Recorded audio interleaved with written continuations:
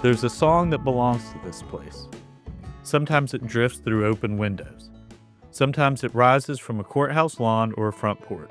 Sometimes it shows up unannounced, carried on a bow drawn across steel strings. In the hills of Southwest Virginia, where roads bend with the land and the Blue Ridge softens into rhythm, there's a town shaped by music as much as stone and timber. This is Galax. Galax sits where paths have crossed for generations, between mountain ridges, along old travel routes, at the edge of places people were heading and places they were leaving behind. Long before the town had a name, this land was traveled by native peoples, traders, and settlers moving through the high country. By the late 1800s, Galax began to take shape as a railroad town, growing alongside the sound of industry and the promise of connection. The railroad brought people. The mountains kept them close. By the early 20th century, Galax had become a working town, tied to timber, furniture making, and manufacturing, with homes rising along the hills and businesses gathering downtown. But even as the town grew, the music never left. In Galax, music wasn't something reserved for a stage. It lived in kitchens, on back steps, in churchyards, and schoolhouses. Old-time tunes passed from hand to hand, ear to ear. Fiddles and banjos carried stories long after voices grew tired. And every year, those sounds find their way back to one place. Before the second weekend in August each year, something begins to stir.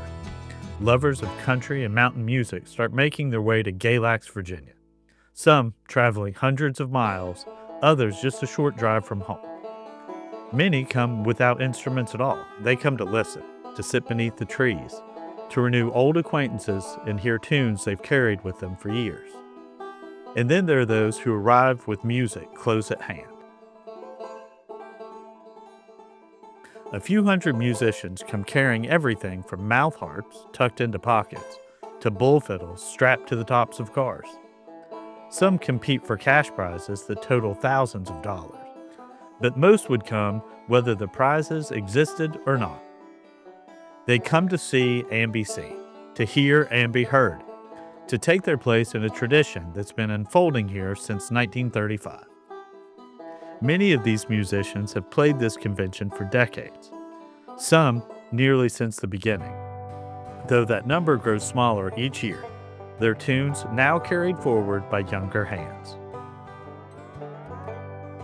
The Old Fiddlers Convention began in the spring of 1935. Born not from spectacle, but from necessity. Members of the newly formed Moose Lodge number 733 were looking for a way to raise funds and bring life to the town.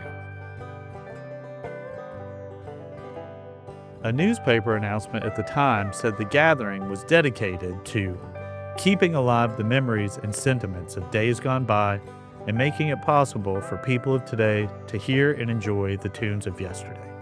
2 conventions were held that year. By the second, the indoor space could no longer contain the crowd, and the gathering moved outdoors to Phelps Park, where it has remained ever since, save for times when weather forced it inside. The convention paused only twice. Once during World War II when travel was limited, and again in 2020 when the global pandemic silenced gatherings everywhere.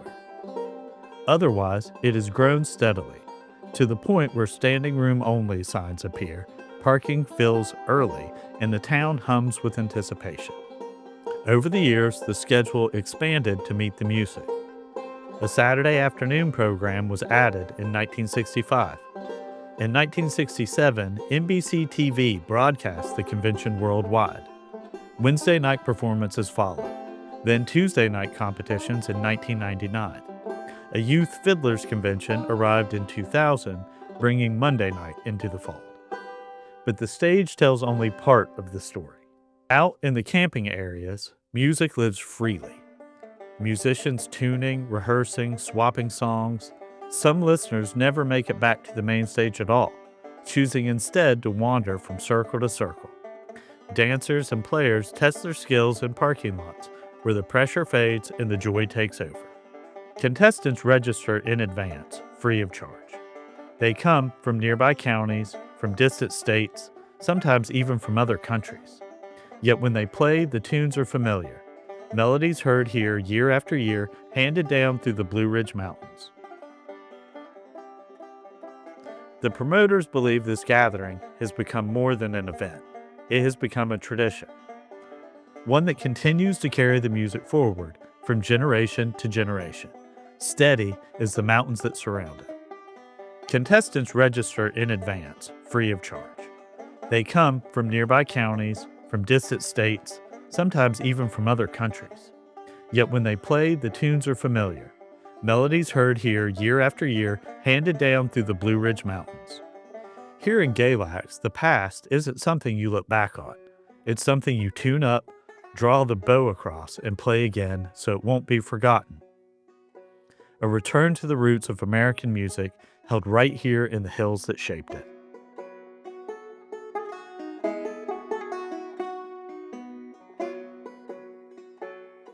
In the 1960s, Galax was a boomtown. 6 furniture factories anchored the local economy. A mirror factory caught and reflected the light of industry.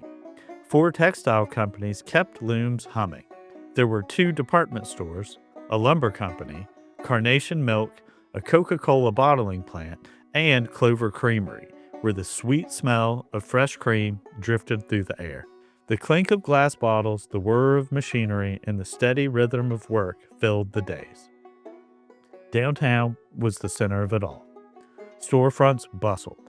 People crossed paths daily, carrying lunch pails, shopping bags, and news of the town. Commerce, labor, and community met right here, between brick walls and wide sidewalks built to hold the weight of daily life.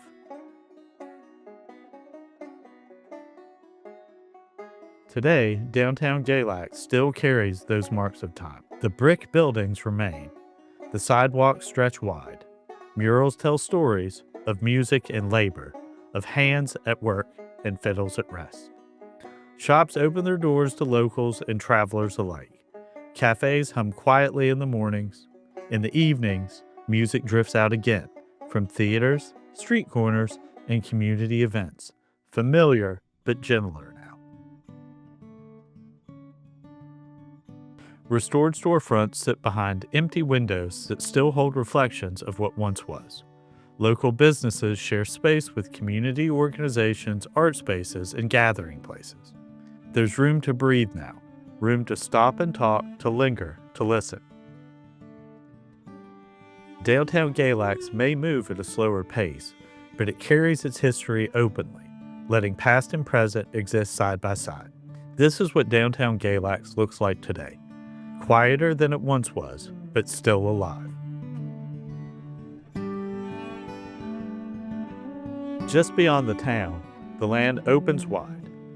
Galax marks the meeting point of the New River Trail State Park and the Blue Ridge Parkway, 2 paths that invite people to move through this landscape at a human pace.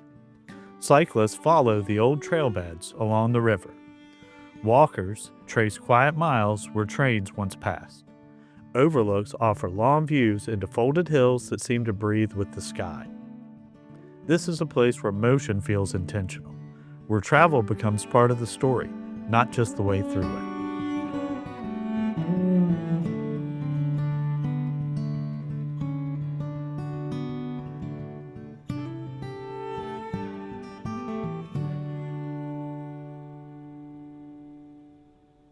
In the early 20th century, Galax found itself at the center of a story whispered more than written.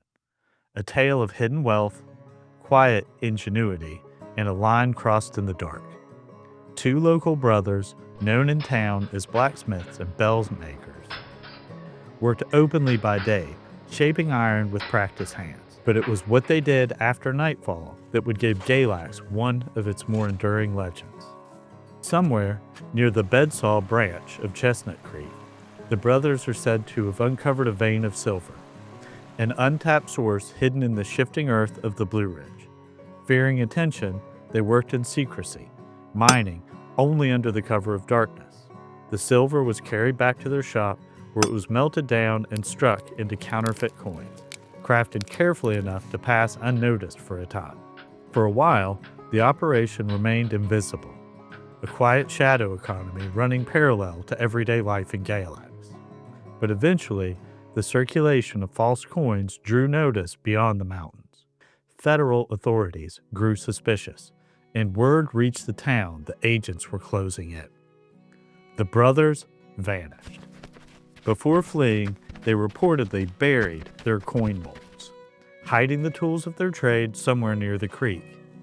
Then, just as quietly as they had worked, they left Galax behind, never to return. Since then, countless searches have been made for the lost silver mine. None have succeeded. The land itself seems determined to keep the secret. And so the mine remains unfound, not marked on maps, not confirmed by records, living instead in local memory. Galax doesn't rush to explain itself. It doesn't need to.